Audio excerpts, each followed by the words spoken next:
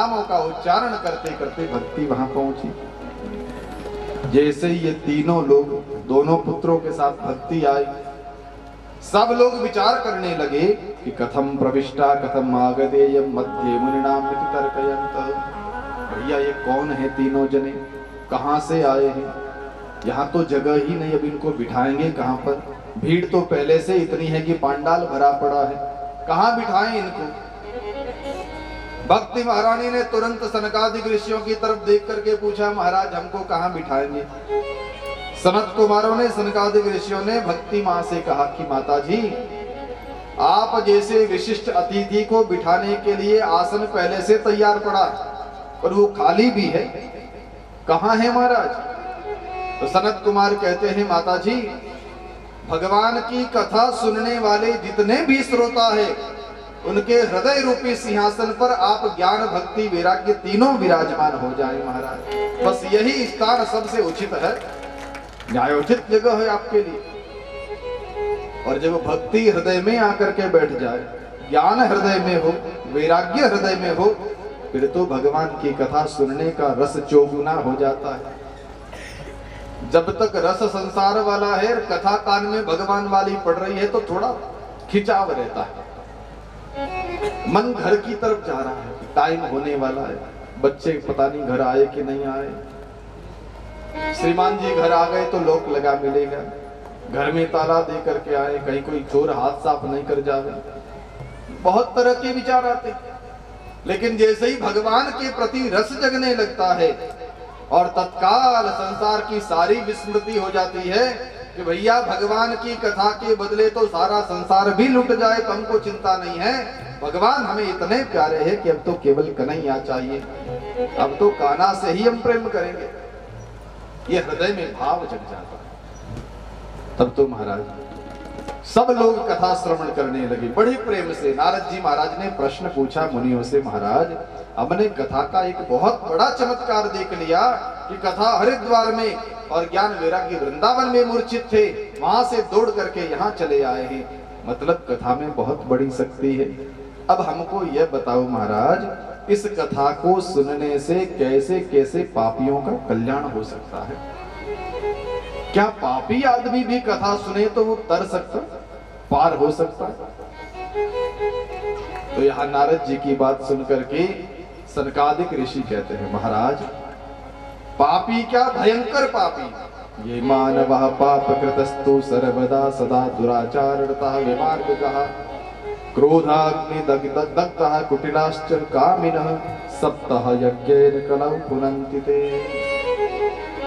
बहुत बड़ा पाप में लिप्त व्यक्ति, क्रोधी आदमी, कामी व्यक्ति, लोभी व्यक्ति, सदा कुमार्ग पर चलने वाला व्यक्ति, ऐसा महापापी भी अगर भगवान की सप्ताह कथा का श्रवण कर लेवे तो उसके सारे आज तक किए हुए पापों को समाप्त कर देती है भागवत कथा। भागवत जी की कथा की ऐसी महिमा, आज तक हमने जितने पाप किए हैं सारे पाप समाप्त हो जाए। तो आगे की गारंटी नहीं, आगे आप करोगे तो फिर लगेंगे और नहीं करोगे तो मुक्त हो जाओ। पर भागवत आज तक की गारंटी लेती है कि आपने जितने पाप किए सब समाप्त हो जाएंगे।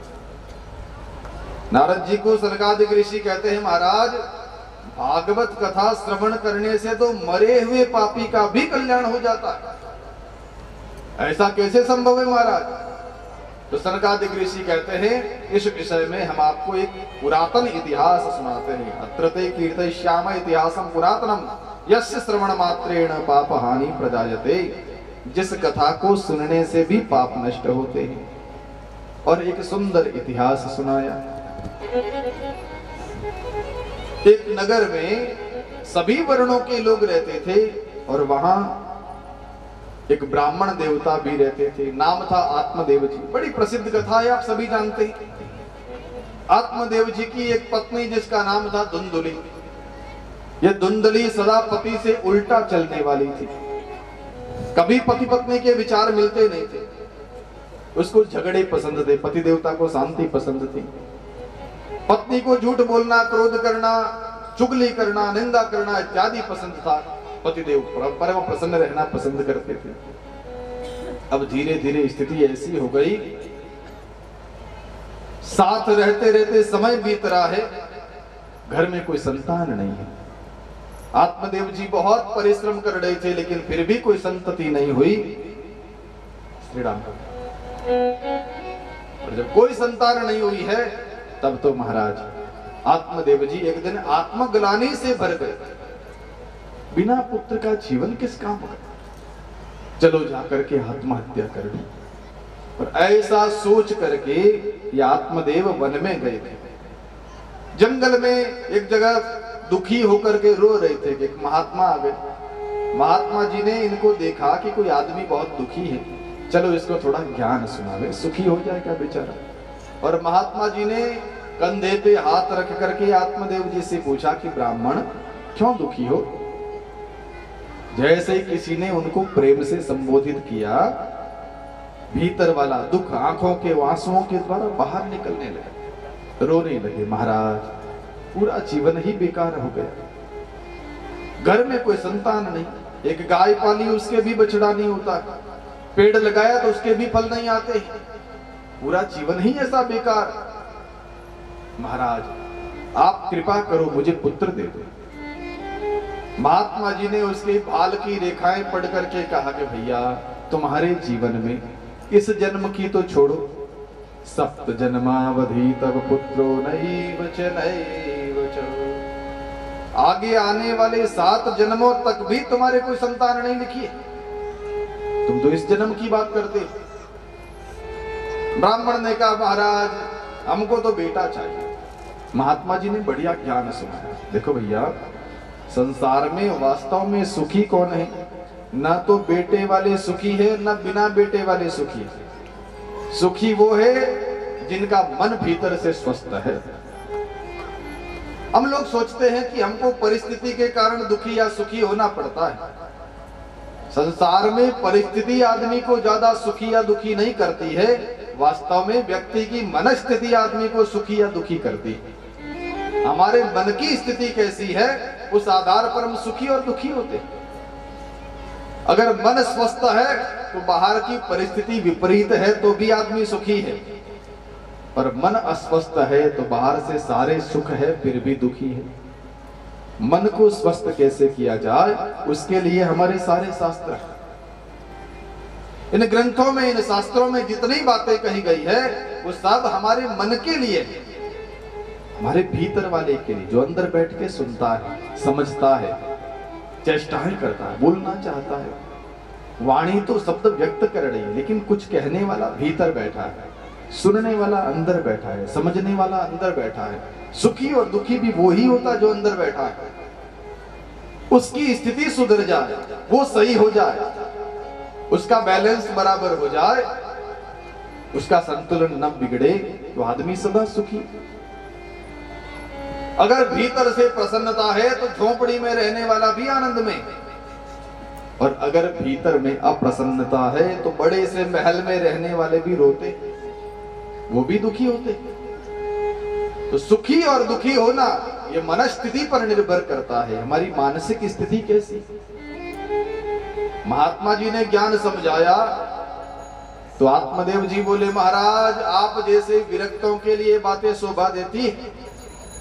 गृहस्थी जीवन में तो गृहस्थ सरसो लोके पुत्र पौत्र समन्वित हो। घर में जब तक घर के चिराग न दिखाई देवे तब तक घर की शोभा नहीं। महाराज महात्मा जी ने कहा कि भैया समझना हो तो समझ लो। उसने कहा महाराज अगर आप हमको पुत्र देने का, पुत्र होने का वरदान नहीं दोगे, हम तो आत्महत्या करके मरेंगे। रे आत्महत्या का पाप आपको लगेगा, क्योंकि तो आप देने में समर्थ हो और नहीं दे रहे हो, तो फिर पाप भी आपको ही लगेगा। महात्मा जी ने सोचा भले शांति से बैठे बैठे ये समस्या का गले मोल ले ली। एकांत में बैठे थे, राम राम कर रहे थे, क्यों तो इनके प्रति दया करते, क्यों ये समस्या गले में आती। लेकिन चलो भैया अब तो कुछ करना ही पड़ेगा। महाराज ने अपनी झोली में से एक फल निकाल करके दिया, लो अपनी पत्नी को खिला देना, पुत्र हो जाएगा। ब्राह्मण बड़ा प्रसन्न हुआ, दौड़ा दौड़ा घर आया, अपनी पत्नी को कहने लगा री धुंधली देख देख देख आज भगवान हम पर प्रसन्न हो गए। ये देख महात्मा ने सिद्ध फल दिया है, इसको खा ले। अब हमारे घर में भी बालक की किलकारियां गूंजेगी, अब हमारा घर भी पुत्र दीपक से प्रज्वलित हो जाएगा, अब तो हम भी प्रसन्न होंगे। पत्नी को वो फल दिया कि खा ले जल्दी से। पत्नी ने सोचा कि पता नहीं कौन सा जादू मंत्र का फल लेकर के आए, वो तो उल्टा चलने वाले, ये खाना चाहिए कि नहीं खाना चाहिए, अब इनको तो क्या कहें। पति देवता से कहा कि अरे ये हमको दिया है, ऐसे महात्मा का दिया हुआ प्रसाद स्नान करेंगे, पूजा करेंगे, भोग लगा के फिर खाएंगे, ऐसे थोड़ा ही खाया जाता, मैं खा लूंगी चले जाओ। तो पति देवता बोले मन के बेचारे दे करके चले गए। उधर पत्नी वो फल लिए लिए विचार कर रही, खाऊं कि नहीं खाऊं, खाऊं कि नहीं खाऊं। उसकी एक सखी सहेली आई, उससे पूछा रही खाऊं कि नहीं। उसने कहा देख ले बेटा, प्रसव पीड़ा बहुत खतरनाक होती है, पुत्र पेट में आएगा तो आधा धन तो ऐसे ही कम हो जाएगा, भोजन भी कम हो जाएगा। और धुंधली भी विचार करने लगी कि सच में उधर में बालक आया तो भोजन कम हो जाएगा, भोजन कम हो गया तो शक्ति कम हो जाएगी, ताकत कम हो गई तो झगड़े में हार जाएंगे, पड़ोसन से तो रोजाना लड़ना पड़ता है। और जब ऐसे ऐसे विचार आए, तो कुमति है ना, इसलिए उल्टे विचार आए। कभी गांव में आग लग गई तो सारे लोग भाग जाएंगे, लेकिन मैं गर्भवती दौड़ नहीं पाऊंगी तो मैं मर जाऊंगी। कभी मान लो बाढ़ आ गई और बाढ़ में सब तो अपना अपना सामान धन लेकर के भाग जाएंगे, मैं तो दौड़ भी नहीं पाऊंगी तो मैं भी मर जाऊंगी। ऐसे भी न हुआ। पुत्र जन्म के समय अधिकांश माताएं कितनी पीड़ित होती है, उस समय कहीं मेरे प्राण न निकल जाए, बेटा किसके काम आएगा।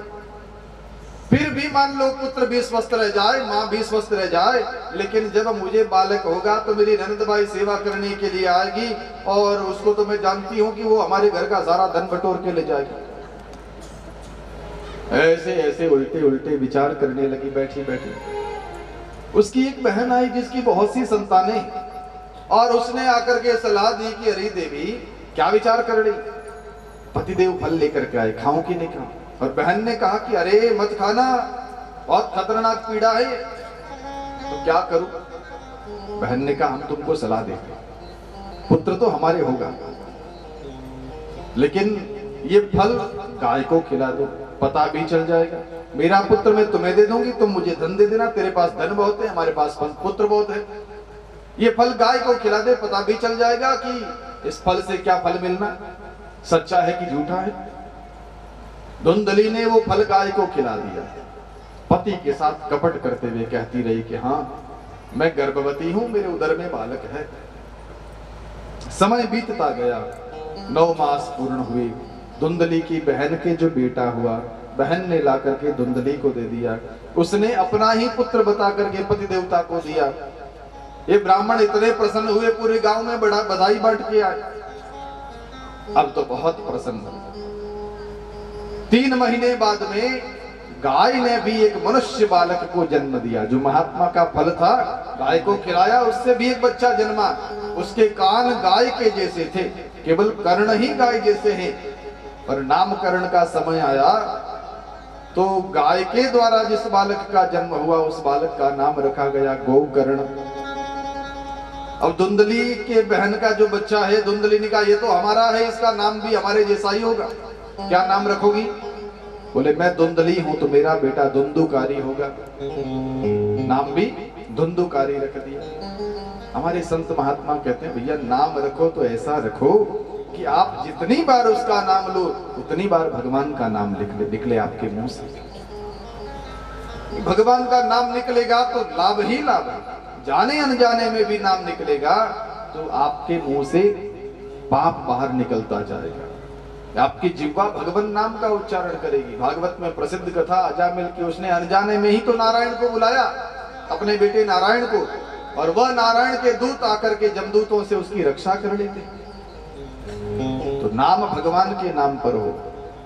जो लोग अति आधुनिक बनने के प्रयास करते हैं कि ये नाम तो जरा बहुत ओल्ड हो गए हैं, पुराने हैं, लेटेस्ट होने चाहिए, कुछ नए नए होने चाहिए, चिंकू मिंकू रिंकू टिंकू पिंकू, ये जो इस तरह के जिसमें ठाकुर जी के नाम की कहीं गंध भी ना आती हो, ऐसे नामों को बोलने से कई बार तो कंफ्यूजन हो जाता है। श्वान का भी वही नाम और संतान का भी वही नाम, पड़ोसी के कुत्ते का जो नाम सामने बच्चे का वही नाम, गली में आकर के एक नाम, पिंकू चिल्लावे तो दोनों तरफ से, उधर से कुत्ता मुंह निकाले, उधर से बच्चा, किसको आवाज लगाए? या नाम ऐसा हो जिस नाम को लेने से ठाकुर जी का स्मरण हो जाए, भगवान की याद आ जाए।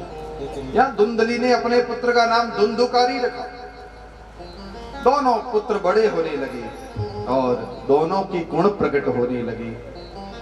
एक महा हरिभक्त बन रहा है तो दूसरा महादुष्ट बन रहा है। उगते धान के पान ही बता देते हैं कि ये कैसा होगा। कुछ ही समय बाद में धुंधुकारी युवा हुआ, एक नंबर का चोर बना, डाकू बना, लुटेरा बना, व्यभिचारी बना, बहुत से दुर्गुणों से भर गया। और धुंधुकारी के इन पापों की कथा सुन सुन करके, ये चर्चा सुन सुन करके एक सज्जन बाप को क्या पीड़ा होगी, जिसने जीवन भर नाम कमाया है, जिसने जीवन भर शास्त्र पढ़े हैं, और उसके संतान के विषय में जब सब लोग आ करके शिकायतें करें, सुधारो अपने बेटे को, दूसरों को ज्ञान देने से क्या होगा। पिताजी ग्लानि से भर गए। एक दिन कमरे में बैठे बैठे रात को रो रहे थे, हे भगवान, उस साधु महात्मा ने सही कहा था कि बेटा होने से सुखी नहीं हो जाएगा, क्या करूं अब। और तभी गोकर्ण जी महाराज जो गाय के द्वारा जन्मे हैं, उस पुत्र ने आकर के पिताजी को समझाया, पिताजी क्यों रो रहे?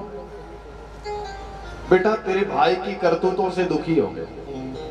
और गोकर्ण ने समझाते हुए कहा, पिताजी ये व्यक्ति के अपने अपने कर्म होते, लेकिन आपको सुखी होना है तो अपने विचारों को सुधारना पड़ेगा, क्योंकि आपकी ममता ही आपको दुखी कर रही है। दुष्ट में जब तक आपकी ममता है तब तक आपको दुखी होना ही पड़ेगा। इसमें आपकी जो आसक्ति है उसका त्याग करो, क्योंकि आसक्ति रहते हुए न इंद्र सुखी हो सकता है, न कोई चक्रवर्ती सम्राट दुखी हो सकता है, सुखी हो सकता है, कोई सुखी नहीं हो सकता। आसक्ति त्याग में ही सुखी है। और गोकर्ण जी ने यहाँ 2 श्लोक में बहुत सुंदर ज्ञान दिया अपने पिता आत्मदेव जी को। देहे स्तिमा सरुधिरे अभिमति त्यजत्वम जाया सुतादिषु सदा ममतां विमुञ्च पश्यानि समजगदिदं क्षणभंगनिष्ठ वैराग्य राग रसिको भव भक्तिनिष्ठ। पिताजी, जीवन में 2 चीजें बांधने वाली है, एक है अहंता, दूसरी है ममता। अहंता किसमें होती है? बोले शरीर में। और ममता किसमें होती है? शरीर के रिश्तेदारों में, शरीर के द्वारा कमाए हुए धन में। शरीर की अहंता और शरीर से जुड़े हुए संबंधियों की ममता, इन दोनों को त्यागो। शरीर की अहंता कैसे मिटेगी? बोले ध्यान करो बार बार कि अगर ये ऊपर चमड़ी का प्लास्टर नहीं होता तो इसके अंदर वाली सूरत कैसी लगती। बार बार विचार करें कि ऊपर से परमात्मा ने क्या सुंदर प्लास्टर लगा के दिया है, क्या सुंदर बढ़िया लेवल में करके दिया है। जरा चमड़ी कहीं से कट लग जाए, कहीं से उधड़ जाए, देखो बाद में क्या सुंदरता लगती है, देखते ही ग्लानि आवे। जिसके भीतर में कचरा ही कचरा भरा हुआ है, बार बार उसका हम चिंतन करेंगे, ध्यान में अपनी चमड़ी के भीतर रहने वाले मांस मज्जा इत्यादि को देखेंगे, हड्डियों की अस्थियों के पंजर को देखेंगे, तो इस शरीर के प्रति जो अहंता है वो धीरे धीरे टूटने लगेगी। हे मेरे मनवा, तो किसको लेकर के अहंकारित हो रहा है? देख भीतर में क्या पड़ा। और शरीर के रिश्तेदारियों में जो जाया सुतादिषु सदा ममतां विमुञ्च, जिस दिन इस शरीर में से हमारे प्राण पखेरु उड़ करके परलोक की यात्रा करेंगे, तो वहां घर का पर का ऊबा देखे नहीं किसी को सारो, जम का दूत पकड़ ले जावे जारो मुंडो कारो। सब देखते रह जाएंगे। जिनसे हम पूरी ममता कर रहे हैं वो साथ नहीं चल पाएंगे, और जिससे हम ममता नहीं कर रहे हैं वही काम आने वाला आगे, तो पहले से उसी से ममता किया जाए। जो सदा सदा हमें काम आने वाला है, हमारा साथ देने वाला है, उससे पहले से नाता जोड़ लिया जाए। तो पश्यानि समजगदिदं क्षणभंगनिष्ठ। इस संसार को देखें, लेकिन इस संसार को क्षणभंगुर देखें कि भैया आज जो कुछ दिखाई दे रहा है कल ये निकल जाएगा, कुछ दूसरा होगा। ये तो परिवर्तनशील है। किसी नदी के तट पर खड़े खड़े आप पानी की धारा को देखो, जहां नजर पड़ी 2 सेकंड बाद में, क्या 1 सेकंड बाद में भी वो पानी आगे बह जाता है, वहां दूसरा पानी आ जाता है। बस ऐसे प्रतिक्षण संसार तो बह रहा है, संसार तो निकल रहा है। हम जैसे इस संसार में लाखों करोड़ों अरबों लोग आए हैं, चले गए हैं, आज हैं, हम सब भी चले जाएंगे। एक क्षण भंगुरता का दर्शन करेंगे तो जीवन में वास्तविकता समझ आएगी, और जब वो वास्तविकता समझ में आएगी तो वैराग विराग रसिको भव भक्ति निष्ठ हो, फिर संसार से थोड़ा वैराग होगा। राग हमको परेशान करता है और वैराग हमको सुखी करता है। राग माने संसार में हमारा लगाव, घर में लगाव, परिवार में लगाव, रिश्तेदारों में लगाव, धन में लगाव, अपने तन में, अपने शरीर में लगाव, ये जो आसक्ति है, ये राग जो है ये व्यक्ति को परेशान करता है। और वैराग माने क्या? इस संसार की नश्वरता देख करके जो सदा एक जैसा रहता है, जो कभी नहीं बदलता है, उस परमात्मा से प्रेम। हम एक तरफ प्रेम करें तो वह राग कहलाता है, और जब हमारा प्रेम जो हमसे भी प्रेम करता है, हम उससे प्रेम करें तो वह अनुराग कहलाता है। परमात्मा हर जीव से इतना प्रेम करते हैं, इतना प्रेम करते हैं, और उस परमात्मा से जीव जैसे ही प्रेम करने लगे तो वह प्रेम अनुराग बन जाता है। और जब तक हम संसार से एक तरफा प्रेम करें तब तक वह प्रेम राग ही कहलाता है। जीवन भर प्रेम करते जाओ। आपके जेब में मोबाइल पड़ा है, कितना ही सुंदर कीमती क्यों ना हो, आपकी जेब में से कोई निकाल के ले जाए चोर, और आपको जैसे ही याद आवे अरे मेरा मोबाइल, और फिर आपकी आंखों में उसके लिए अगर आंसू आने लगे, मेरा मोबाइल बहुत कीमती था, बहुत बढ़िया था, इतनी फोटोएं थी उसके अंदर, आप कितना भी रोवो, क्या मोबाइल की आंख में एक भी आंसू आता है? मेरा वो मालिक कहाँ रह गया पीछे भाई, एक बार भी रोया मोबाइल? मतलब हम प्रेम कर रहे हैं उससे, वो तो हमसे नहीं कर रहा, एक तरफा ही तो है। तो हम संसार से जो प्रेम कर रहे हैं वो राग है, और परमात्मा हमसे इतना प्रेम कर रहा है। अगर प्रेम करने वाले के प्रति जब उलट के वापस प्रेम होता है तो वह अनुराग कहलाता है। और इसलिए ठाकुर जी के चरणों में जो प्रेम होता है वह अनुराग कहलाता है, अनुराग है। यहां समझाया पिता आत्मदेव जी को गोकर्ण जी ने, धर्मं भजस्व सततम त्यज लोक धर्मान सेवस्य साधु पुरुषान जय काम कृष्णाम अन्यस्य गुण दोष चिंतन मासु मुक्त्वा सेवा कथा रस महो नितरापिबत्वम्। पिताजी, संसार में 2 प्रकार के दायित्व हैं, एक लोक धर्म, एक परम धर्म, शाश्वत धर्म। धर्मम भजस्व सततम, जिंदे हैं तब तक शरीर निर्वाह के लिए जिस व्यवहार को निभाना पड़ता है उस व्यवहार को लोक धर्म कहते हैं। कि भैया ये शरीर के पिताजी हैं, ये शरीर की माताजी है, शरीर के रिश्तेदार हैं, ये शरीर के वो हैं। शरीर के नाते जितने लोगों से, जितने परिवार से संबंध है वह सब लोक धर्म के अंतर्गत आता है, और जीव के नाते जिससे संबंध है वो परम धर्म की श्रेणी में आता है। इसलिए धर्म के 2 विभाग हैं बड़े बड़े, मूल रूप से देखा जाए तो। भगवान श्री कृष्ण गीता जी में अर्जुन को उपदेश देते हुए एक बात स्पष्ट कर देते हैं, सर्वधर्मान परित्यज्य माम एकम शरणं व्रज अहम त्वा सर्व पापेभ्यो मोक्षयिष्यामि मा शुचः। सभी धर्मों को छोड़ करके मेरी शरण में आ जा।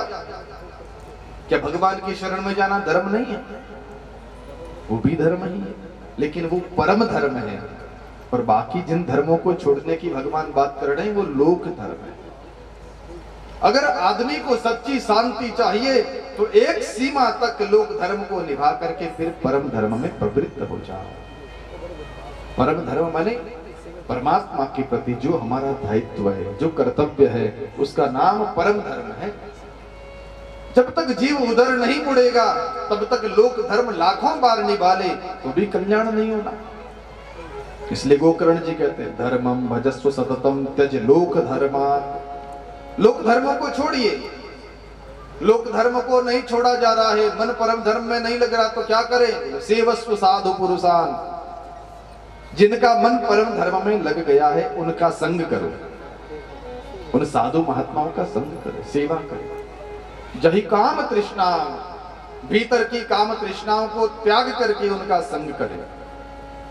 अन्यस्य गुण दोष चिंतन मासु मुक्त्वा, दूसरों में क्या विशेषताएं हैं, क्या कमियां हैं, ये सारा चिंतन छोड़ करके केवल भगवान का चिंतन करना प्रारंभ करें।